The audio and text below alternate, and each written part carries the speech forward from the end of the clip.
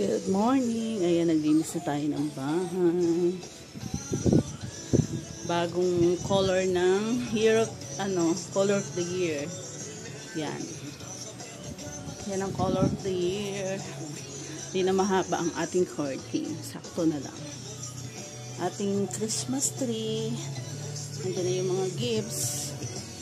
Ayun sa baba. Kulang pa yan.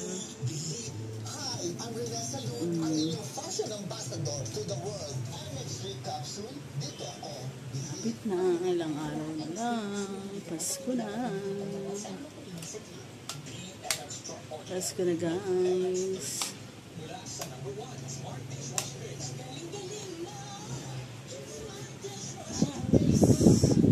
Merry Christmas and New